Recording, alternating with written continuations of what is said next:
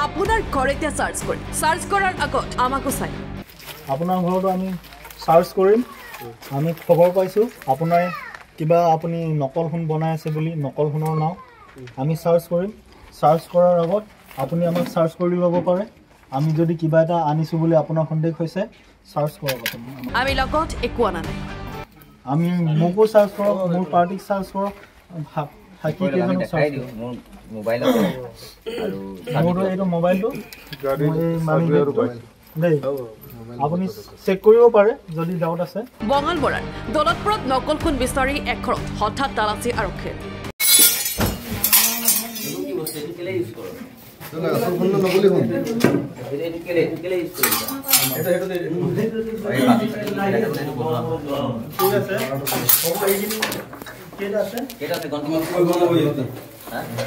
ঘৰৰ চিলিঙৰ পৰা আৰম্ভ কৰি ফ্ৰিজলৈকে সকলোতেই চলালে তালাচী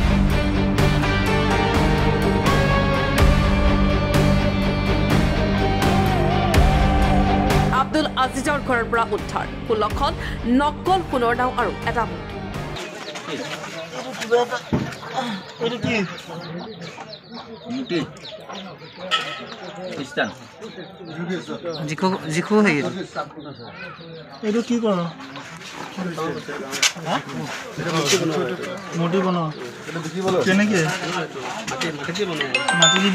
এনেদৰে ঘৰত নকল ফোন বনোৱা একাংশৰ বিৰুদ্ধে লখিমপুৰ আৰক্ষীয়ে চলাইছে অভিযান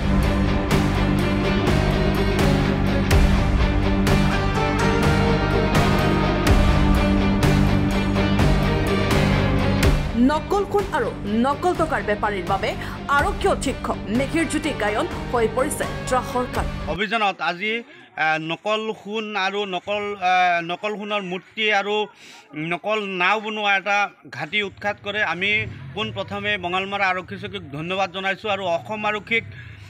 আমি অনুৰোধ জনাইছোঁ যাতে কঠোৰ হাতেৰে এই যিটো দুষ্ট চক্ৰ আছে এই দুষ্ট চক্ৰক দমন কৰে আমাৰ নৱপ্ৰজন্মৰ কোনো যুৱকে যাতে এই সহজে উপাৰ্জন কৰা ধনৰ যেটো পন্থা এই পন্থাত যাতে ধাৱমান নহয় আকৰ্ষিত নহয় তাৰ কাৰণে অসম আৰক্ষীয়ে কঠোৰ হাতেৰে এই দুষ্ট চক্ৰক মানে প্ৰতিহত কৰিব লাগে আৰু যেটো ঘাটি আজি উৎখাত কৰা হৈছে যিজন দুখী ব্যক্তিক আজি কৰায়ত্ব কৰা হৈছে তাৰ ওপৰত দৃষ্টান্তমূলক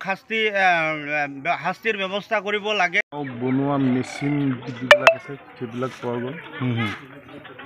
আৰু টকা আপোনাৰ 53,000 টকা পোৱা গৈছে নাই ইয়াৰ থানাৰ পৰা খবৰ আহিছে যে এনেকৈ আপোনাৰ দৌলতপুৰত আব্দুল আজিজে আপোনাৰ নাও বনাই আছে আমি আহি পিনে খবৰ পাই পিনে পাই গ'লোঁ আৰু তাকে বনাই মানে আপোনাৰ নাওটো আপোনাৰ কালাৰ কৰি আছে যে তেনেতে আমি পাই গ'লোঁ আজি যে এনেই কি কৰে প্ৰফেশ্যনটো তেওঁ কমাৰ হয় কিন্তু তলে আপোনাৰ সেইবিলাকো কাম কৰে আপুনি